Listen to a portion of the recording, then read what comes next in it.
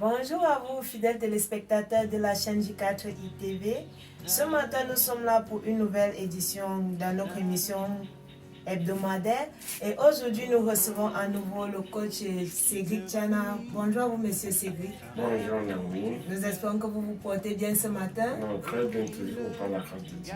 D'accord, nous sommes très heureux de vous recevoir ce matin où nous abordons une thématique très sensible pour les personnes qui sont en train de préparer les examens de fin d'année, à savoir la rétention. Donc, le coach Tchana Cédric ici va nous faire savoir qu'est-ce que c'est la rétention.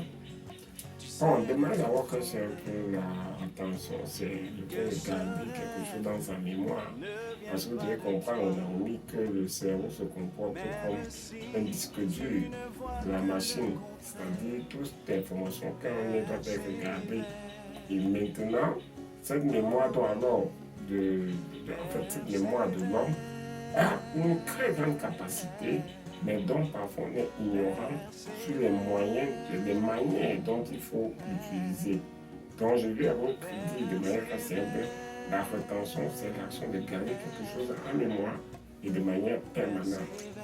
Ok, déjà pour garder quelque chose en mémoire, c'est pas toujours facile parce qu'il peut y avoir certaines circonstances qui nous empêchent de retenir. Nous aimerions savoir quelles sont les barrières à la rétention.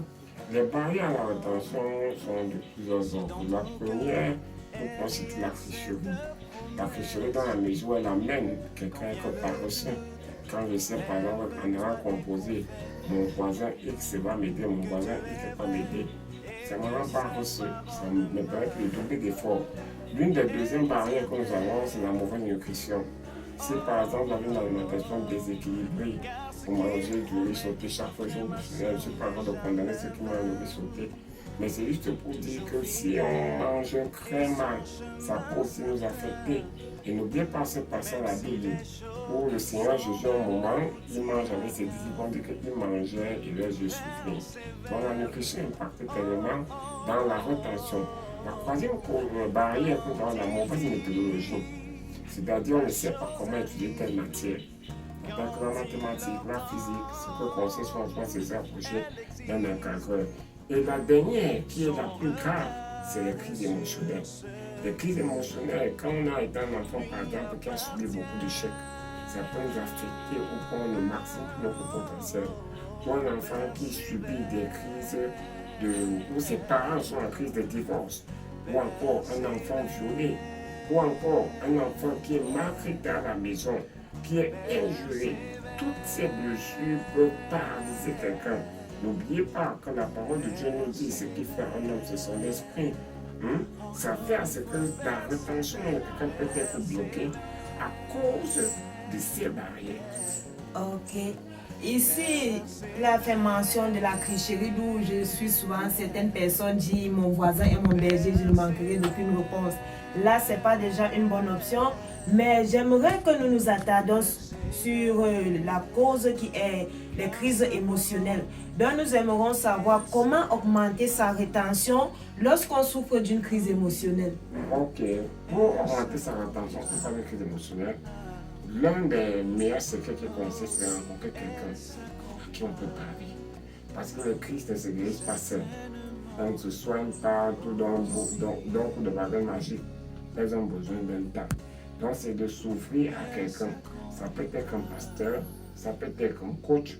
C'est le meilleur secret.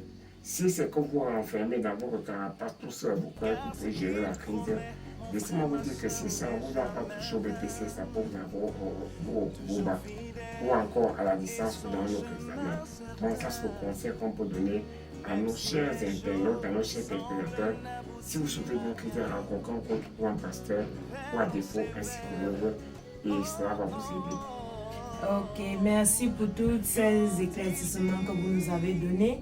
Et là, nous retenons qu'une crise émotionnelle peut affecter la rétention. Et pour résoudre ce problème, il est important de rencontrer soit un coach, soit un serviteur de Dieu qui peut vous aider, ou une personne à qui vous pouvez vous confier.